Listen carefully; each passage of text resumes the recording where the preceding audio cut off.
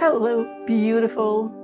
How are you doing today? I am coming to you from my new space in Quebec, for those of you who know what's been going on in my life. So, today I want to ask this question.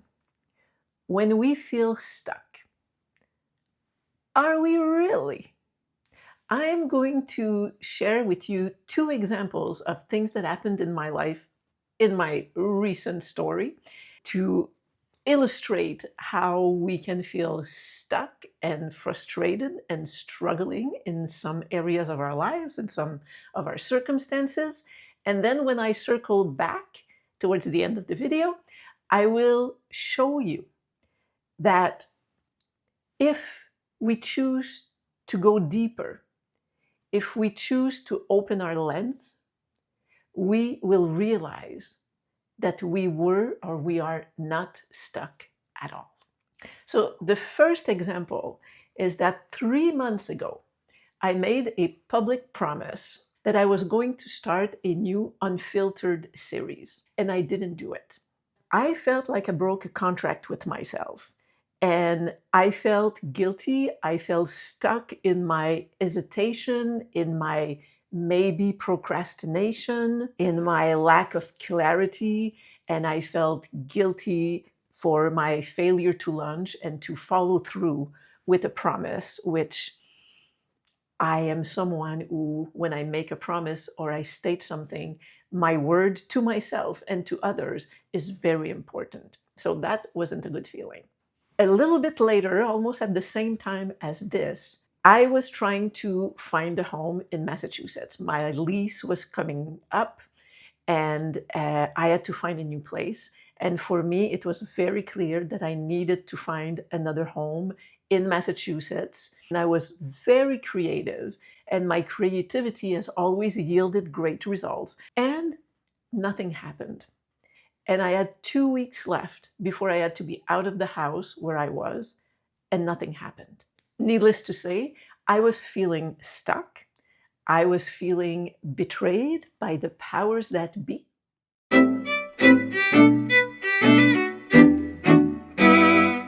So, in both cases, I really judged myself for doing it wrong, for failing. And all those emotions and feeling, like if you put them all together, it's that feeling of being stuck. But today, as I look back from this wonderful space in Quebec, and after recording my first unfiltered episode yesterday, I realized that I wasn't stuck. Something was brewing. We often think that no progress, no solution, no breakthrough is a sign that something is wrong, is a sign that we're stuck. But sometimes that period of nothing that comes with guilt and feelings of feeling stuck is not actually a problem. It's not being stuck. It's math.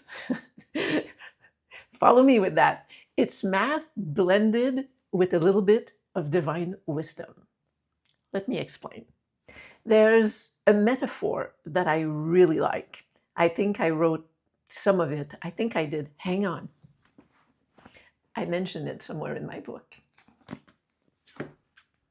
And it's this metaphor of the bank account. The idea that if you want to go on a vacation, say, you will start making small deposits in your bank account.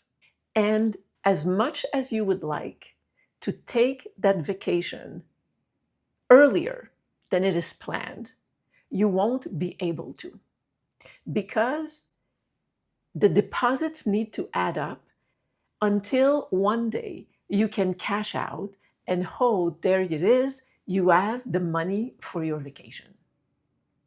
And that idea that some things need to mature and to accumulate before the action or the result that we want can be achieved. And that idea that I find really important is that, and it's a little bit of an aside, but it's even like in relationships. Sometimes you may know that you should leave a relationship, and people around you may be telling you, come on, you gotta get out, you gotta get out. And something in you is stopping you. You want to, and you're not capable of it. And then you beat yourself up and you feel like you're weak and you don't have what it takes and you're a loser. But the truth is that there is something energetically that is accumulating somewhere. And the day that there is enough there for you to collect and that it can fuel the action you need to take, until that day come, it won't be possible for you. So assigning blame to yourself or feeling guilty because people tell you that you should do something before you are capable of doing, even if you want it really, really badly, is not correct, because there are some laws at play there. I have another metaphor that I like, and it's the metaphor of a chick inside a shell. And as much as it struggles inside and it really wants to get out because it sees the light, and maybe the chick parents are outside saying, come on, like, we look forward to meeting you. Okay, anthropomorphing a little bit, anthropomorphizing a little bit. Anyway, you get me. Um, there is just a time when it will happen. The struggle and the hit of its beak on the shell is actually what strengthens the chick and the beak, which will allow in time, when the strength is there, for it to break the shell, come out, and survive.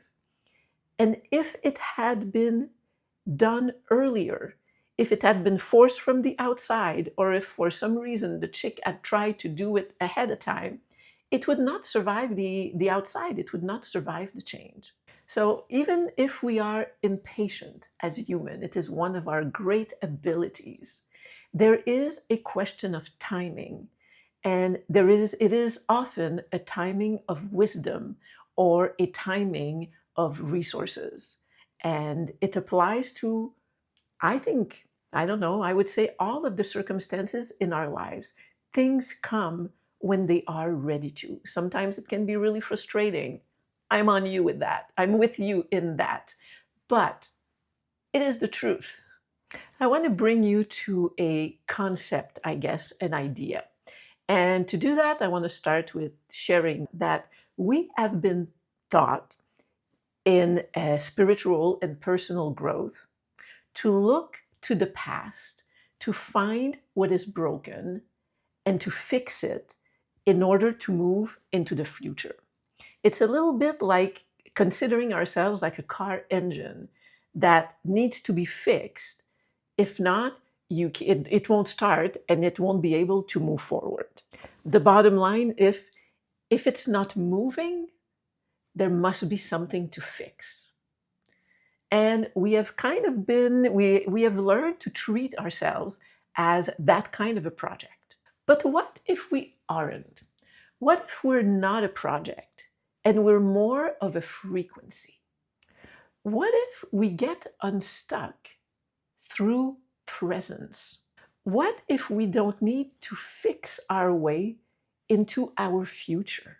What if we reach our future by occupying the space that we're in with receptivity, with openness, with trust, with love, with compassion, and with patience? I want to call this like either a quantum mindset for those who like the scientific approach, or simply a divine mindset. When I was stuck in Massachusetts, I didn't fix or find a solution by telling myself to work even harder at it.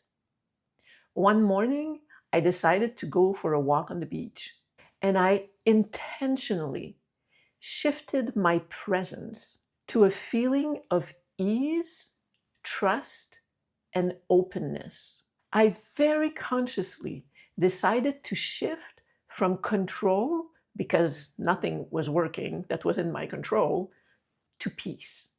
And during that walk, I got this message, this inspiration to consider Quebec, something I had never wanted to do.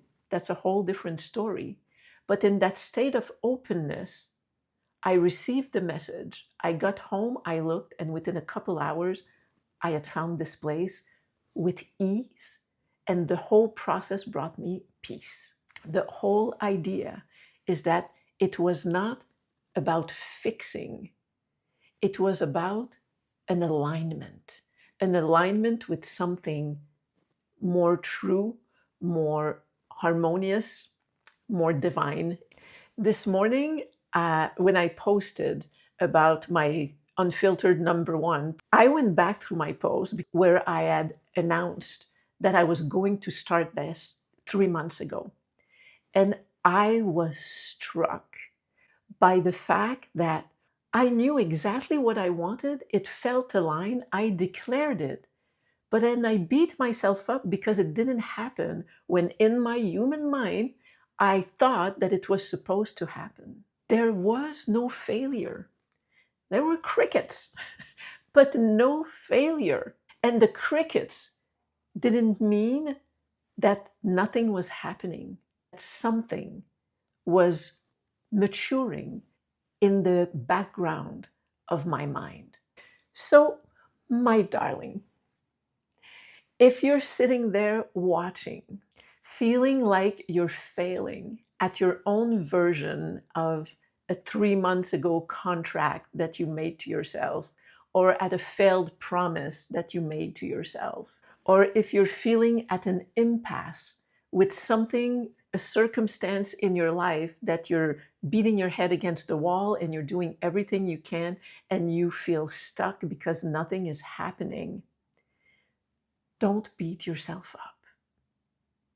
You know better now. Stop. There is something brewing in the background. You are not failing. You are not broken. The universe is not conspiring against you. You're in a quantum brewing phase. Doesn't that sound much nicer than whatever you've been telling yourself? You're accruing resources. You're strengthening your beak. God is working on something in the background. So let's commit together to make an effort. It's not always possible, but to make an effort that when we feel stuck, when we feel like nothing's happening, to remind ourselves to enter into quantum presence or divine presence and to occupy the space that we're in and fill ourselves up with hope, with receptivity, with openness, with trust, with possibilities that we haven't foreseen or considered. Let's just commit to remembering about our quantum presence and to practice that as often as we can. So, I love you. I will see you soon. Have a beautiful day, a beautiful week. I want to ask you, now that I'm going to be doing those premieres with my new series Unfiltered, subscribe and hit that bell. I think you have to select notification all. And this way, whenever I do a premiere, because with a premiere, it means that I'm there live and I'm going to chat with you. You can ask your question. We can say hi. We can just kind of get to know each other a little bit. So I'm going to be there online with you when it's a premiere. And my goal eventually is to go live once I get rid of the nerves and get a little bit of practice under my belt. So subscribe, hit the bell, and I look forward to seeing you on my next unfiltered episode.